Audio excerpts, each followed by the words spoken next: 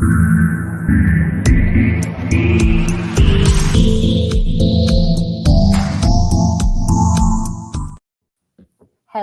and welcome to Dojo Live this Tuesday, January 30th, 2024. Yes, January is still going. It has felt like an eternal month. We've still got one more day to go. But thank you so much for joining us as we talk about loyalty programs in a post-COVID world. Here to help do that is our guest today, John Taylor Garner, founder and CEO of Odynn. Hi, Kim. Thanks for having me. Hi, John. It's going to be a great conversation. We're really excited to learn more about loyalty programs here on Dojo Live, and particularly about how you at Odynn are doing it. Here to help me also throughout this conversation is my co-host, America Guerrero. Thank you, Kim. I'm ready for this conversation. She's ready. We've all been kind of under the weather, so I'm glad to see that you're geared up and ready to go on me. So what we're going to talk about really is diving into how banks, airlines, and hotels can get this fix loyalty programs in the wake of excess elite status, credit card perks, and outstanding loyalty points. So we're talking about post-COVID, we're talking about excess. But before we do that, JT, we'd really like to get to know you a bit better, your story, your passion, what led up to founding of Odynn, please. Yeah, happy to share. So in my previous life, I was a volatility trader. I ran the international macro cross-asset volatility book at Merrill Lynch. I was there for about 6 years. It's a mouthful and a very fancy title. It basically just means I traded everything. Is all it means. Whenever anyone didn't want to deal with something, they gave it to me. So I got very good at putting out fires and taking care of problems. But funnily enough, my dream was not always to work at a major bureaucratic enterprise like Funny. Yes. I'm not sure if there really is anyone that has that dream. But I decided to leave at the end of 2018 to pursue my real passion in life, which is flying around the world for free on points and miles, which I think is a much better passion to have than sitting at a banking cubicle. Well, in my case, I guess it was a trading desk, but you get the idea. And they're effectively the same. And so my first venture in the space was called Card Curator. It was a consumer-facing mobile app. You can think of it as a automated version of the Points Guy, if you know the Points Guy, which I think most people watching this probably do. Basically what the app did is it helped users not only maximize their earnings on points and miles, so telling them which card to use for your purchase based on geolocation, through to how to achieve the goal. Do they want cash back, charitable giving, points and miles, first class ticket to Tokyo? Whatever that goal was, we helped them achieve that. We then also helped them as soon as they got enough points and miles via either spend or new credit card sign-up bonuses, told them how to redeem for that, how to combine those points and miles to book that ticket, for example. This all worked great pre-COVID, which is kind of the topic of the show. However, post-COVID, it forced us, we had to shut down Card Curator as a result. The reason for that was this shift in loyalty pricing. So pre-COVID, loyalty pricing was static, it was fixed. There were these charts that were published on airline websites and hotel web pages that told you the cost of the hotel night or the flight, where you wanted to go for the dates. Like it was published there and then. There was no like if, ands, or buts about it. It's like, if it's available, this is the cost. And that's the key thing. Is it available or not? That's what you had to find. In a post-COVID world, the availability is actually almost always there. So that is the benefit, but the cost is not the same. The cost isn't fixed. The cost is where we want it to be. As you can imagine, it's kind of ruined our Card Curator app because we were telling people how to redeem their points miles. This was based on knowing the cost. Like we knew what the charts were. And one of the variables was already solved for you. Exactly. And as a result, Card Curator became broken. So we made the hard decision to shut it down, and we started Odynn as a result. So the same founding team to actually solve for this very problem, to solve for this dynamic loyalty issue, because we knew it wasn't just a problem for credit card holders, end users like you, me, everyone here. It's also a problem for the airlines and hotels, which we'll talk about, and for their banking partners as well, and anyone else that's involved in that supply chain. So it has massive ramifications, and we happen to be in the right place at the right time. Unfortunately for Card Curator, RIP, but we were able to take advantage of that opportunity. That's interesting. You know, I didn't even know about that shift even happening in the industry. What caused this industry-wide shift? I mean, COVID, okay, but going from am I here? Can you hear me? Okay, sorry, froze for a second. From static to dynamic, like, and why did that happen across the board? Yeah, it's on the surface, it is perplexing and a little confusing because let's take a step back. Loyalty programs, not counting retail, because retail is its own animal, but like airline, hotel, banks, travel loyalty, as we know it, was kind of invented back in like the late 70s, early 80s. And since then, from then until COVID, is predicated on people knowing the price, right? So you would save up your points and miles to go on a flight.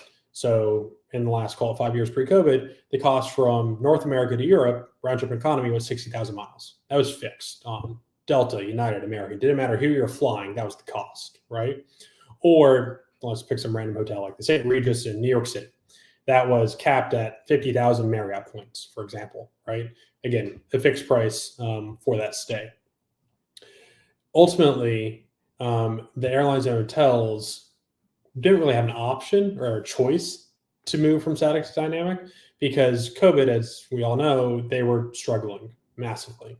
They were all basically on the verge of bankruptcy, and that's not hyperbole, that's a fact. Like they were all about to declare bankruptcy.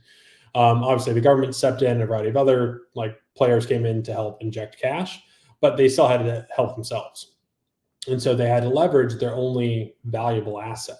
And funnily enough, for airlines and hotels, that's not properties and it's not airplanes because those are already levered to the hilt. So they can't leverage them anymore. The only thing that they could leverage and can leverage is their loyalty programs.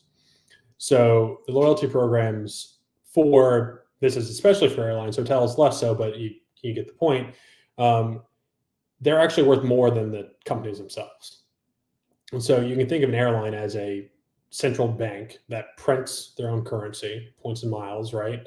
That happens to operate 10 cans flying around the air at a loss because about 4/3 of the profit come from the loyalty programs. That means they lose 1/3 of their profit on the actual flying bit.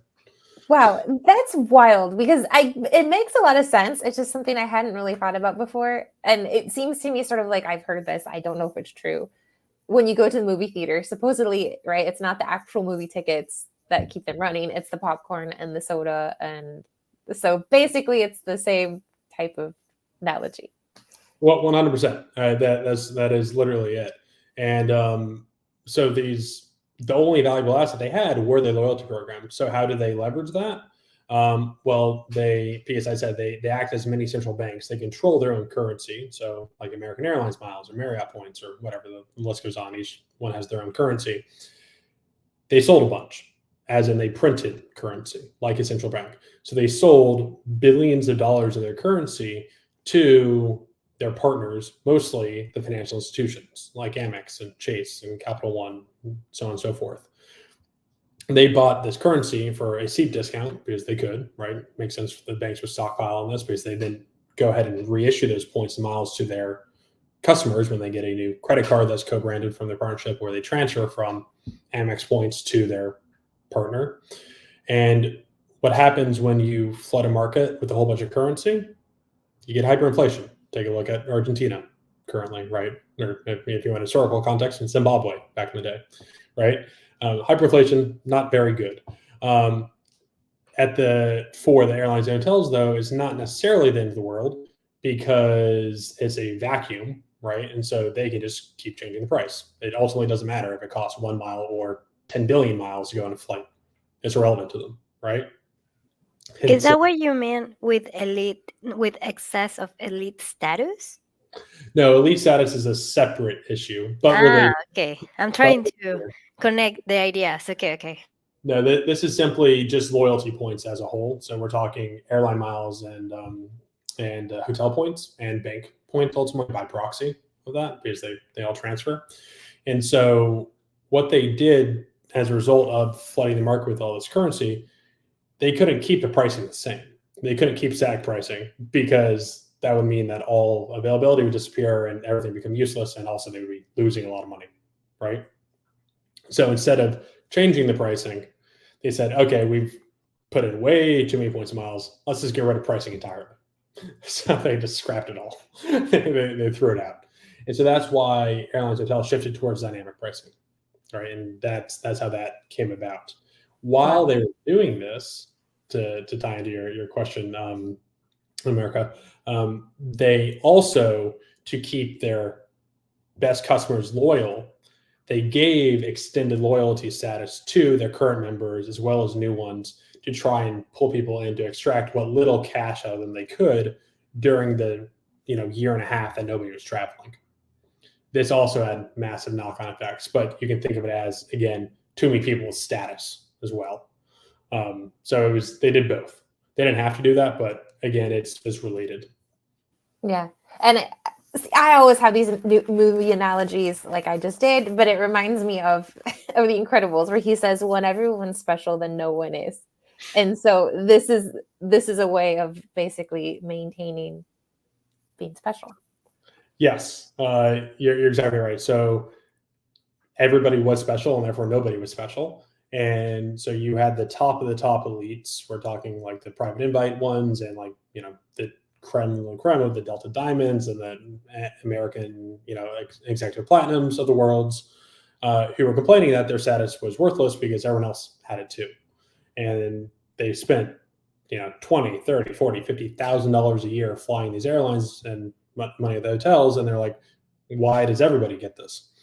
And so Delta, let's take them as an example, because they came up with the news back in October, and they really were pummeled in the media, and rightfully so for this. They along with all these players changed the goalposts, right? They say if you do XYZ, you will earn this benefit and this status, and you get these perks and all these other things. But then they keep changing it. And since COVID, they've had to change that a lot, because ultimately none of them were able to do the math properly to figure out what the ramifications of issuing all these points and miles, of issuing all this elite status, of issuing all these new credit card partnerships. Like, they couldn't figure out what was going to happen. So they've unfortunately had to retroactively look back and go, oh, okay, that didn't work. We're still losing money. Let's change the rules again. And if you tell people what the rules are and then you keep changing them, nobody's going to believe you, right? They're going to leave. And so that's what happened with Delta. Everyone got really, really angry because Delta promised them one thing, reneged, told them something else, changed it again. And as a result, everybody got angry. The only people that weren't angry were the top 1% of elite status people, because they're like, okay, now I'm special again.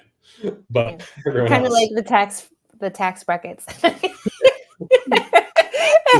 But okay, so I get now, how your finance background coming into your passion of travel makes a lot of sense for the creation of Odynn, and in some ways, this exact perfect moment for you was created. How does Odynn help solve this problem then? Yes, because I'm thinking you're special with Odynn. It could be because you provide a customer experience services, but how do you turn out to be special with this kind of tech and services? I'm also curious. Yeah, so we don't make anyone special. We don't give out loyalty status or, or anything like that. We can help you become special with the airlines and hotels if people want. But the main thing that we do is we provide full transparency in pricing across loyalty and traditional cash. So what I mean by that is we have pricing for every major hotel program, every major airline loyalty program. So that'll be miles, cash, obviously, points as cash. So this is when you redeem your bank points for cash. You're not transferring them anywhere. You're just redeeming them within the portal, like the Capital One travel portal, for example. And then the transferable rate. So that's when you transfer your bank points or any other transferable program into the local currency, be it like AA miles or Marriott points that you're trying to book with. We then tell the end user, because we don't distribute directly really to customers. We partner with financial institutions, fintechs, neobanks, travel techs to provide this offering. We then tell the end user what the optimal checkout method is, right? Are you going to get better value from using your miles, your points, your cash transfer, so on and so forth? And so by doing so, we are putting the power back in the hands of the consumer, right? Because right now, everything is completely opaque. Nobody knows how much things cost. And it's a real nightmare. So by doing so, the end user now is able to optimally redeem for whatever they're trying to do. And this allows them to, one, save thousands of dollars a year, right? As well as potentially take free trips again, which was basically broken post COVID as a result. And then allows them to focus on the fun part, which is enjoying their travel, right? That's what we're trying to get them to as quickly as possible. Mhm. Does that answer your question? It does. So essentially, you are a card curator, but for the dynamic world. Yes, Okay. that is exactly it. So we're focusing on the redemption side. Mhm. Because at this point in time, earning points and miles is relatively simple. Like you fly on an airline, you stay at a hotel, you spend out your card, or you get a new card and get a sign-up bonus. So we haven't focused on that. One area that we are going to be adding in the future with Odynn is the ability to help redeem or earn status. So this is tying into the helping people become special. We don't have our own status thing. We don't give people status, but airlines and hotels in a post-COVID world are actually now moving towards earning status in a very similar way to how you earn points and miles and from before. So you can actually spend on credit cards these days, and your credit card spend will help you earn elite status with airlines and hotels. So theoretically, you can earn top status with airlines and hotels with never setting foot on an airplane or putting your head on a hotel pillow. And so in this environment, points, miles, status, credit cards, they're all tied together. They're the same thing, right? They're no longer separate. And so by us tackling one, we end up tackling everything ultimately. That makes a lot of sense. Is the end user privy to this? Like your customer is the partners, correct? So how do I as the end user get to take advantage of this myriad of options but have it simplified for me? Like if I'm do I have to belong to a wide variety of loyalty programs, or you make it a one-stop shop in some sense? So we currently have a couple of partners. The one that most people on this would know is Built. So we're live in Built. So if you have a Built credit card, you actually don't even need a Built credit card to have the Built app. So anyone can download the Built app. Under the travel portal, hotels, that's us. So Built has 3 transfer partners. They have Hyatt, Marriott, and IHG. We power all that. That's our UI UX. We tell people the pricing for those hotels. And we not only give them the pricing for the days that they want, we have the full calendar view. So you can see the loyalty pricing out a full 12 months to make your bookings. And it's native with Built. So we help you transfer your Built points to the program to then check out, all that fun stuff. So anybody can use that totally free. Doesn't cost you any money to sign up for Built. And I believe currently you get 50 free searches per month, which is more than the average person needs. That is just for Built though. So that's only for Built points and Built partners. We of course support everyone. So as we expand our partnerships with various partners, you'll be able to access that. We do have a small consumer facing end distributed through our affiliate partners. So users, if you wanted to, can literally go to aways.com. You'll see it via our Odynn site. They can sign up and check it out, and that will give you the full suite of offerings. So that has the Amexes, the Chases, the Capital Ones of the world. That has all their partners for all the hotels. And I've been talking about airlines. Airlines are not publicly available yet. They will be in the next 2 to 3 weeks, give or take. So very, very soon. But that is the main way that people can access this free would be via Built. So it's sort of like an OTA for points. Yes. Yeah. Like I go in, I look what I'm looking for, and then you say this is going to be the most convenient option for you. All right, that's where I'm booking. How do you keep your users informed about this kind of OTA loyalty programs that you have available? So, for example, I'm thinking of myself, and yes, I went to a hotel. I bought tickets in a specific airline, but how do I know? How do I take the time to know that I have benefits out there. I'm kind of lazy, so I don't check my emails. I don't check with the airline directly. Hey, what are my benefits? I just certainly know. But how do you keep them informed? Is that an issue? Is that something that is also like changing in the industry? Great question. And yes, it definitely is. So right now, what we say on top and up to date on is any new transfer partners, transfer rules, transfer ratios, transfer bonuses, all this fun stuff, we automatically feed in. So as a user of our Aways platform via Built or directly, right, this auto updates for you. You don't need to worry about it. There's no email going out. Goes in there automatically. So the math, the algorithm that we use to determine all this, which is based on machine learning, auto updates, right? Not a problem. Now, in terms of if you as an individual are missing out on certain benefits or perks, or could get this, credit card to give you early boarding or free checked bags, all that, we don't currently do that. That is, reminiscent of our card curator days. We will be adding in that technology in the future, along with user account syncing. So right now, everything is currently manual, where the user just inputs the rough balances. Where we don't need full details of like you have 100 to 1,000, then 59, miles or whatever. You just put in 100,000. So that's all we ask for right now is a quick manual entry because it makes the onboarding 30 seconds for users to input their balances. In the coming months, so probably March, maybe April, we'll have auto syncing. So you can log in one time with your, Delta Sky Miles account, and then we'll auto update if you have flight certificates. People never use those. Those always expire worthless, right? And those are hundreds, if not thousands of dollars sometimes. Free night credits, like if you get it from a credit card or something from that end, or status. So as I said, our algorithm is machine learning based. We tell you, the user, what the optimal redemption is. Is it cash? Is it points? Is it miles? Let's take two examples, right?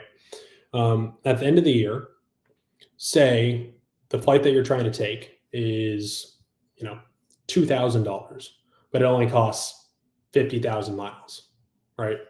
That's a really good deal. You would want to use the miles, and we would tell you to use the miles. But say you are just short of status to go from, top to top status. What do you as an individual value that difference?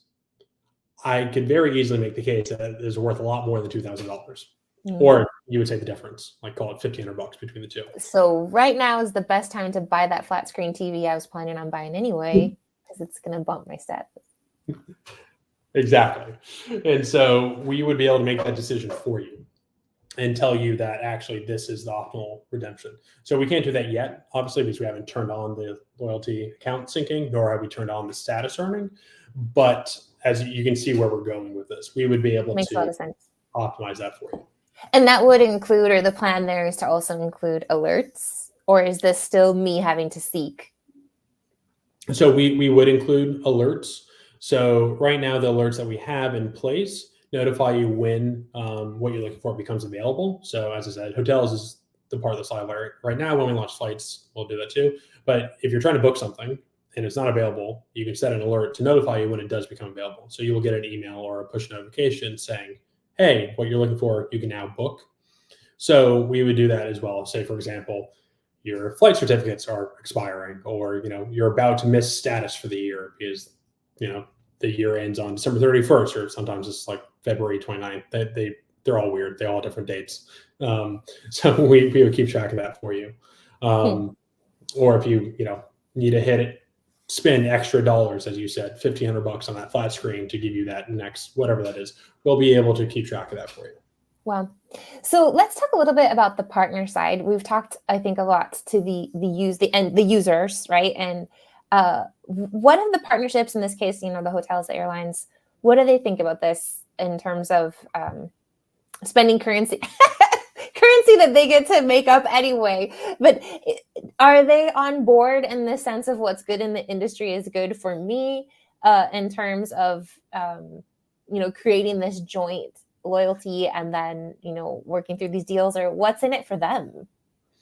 So loyalty programs from their inception were designed to cost money up front, right? You're giving away perks and benefits to people in the hopes that they stick with you, become loyal, so that you can make money long term, right? The idea of a loyalty program is to increase the customer lifetime value, right? That's the premise of loyalty programs.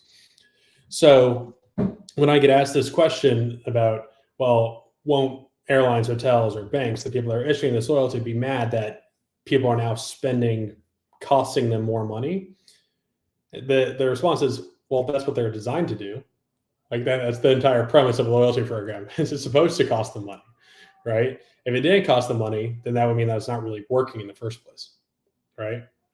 And so ultimately, the reception internally has been very, very positive, because in a post-COVID world, redemptions are down, right? People are no longer redeeming anywhere near as many points and miles, ultimately because they don't know how much things cost, right?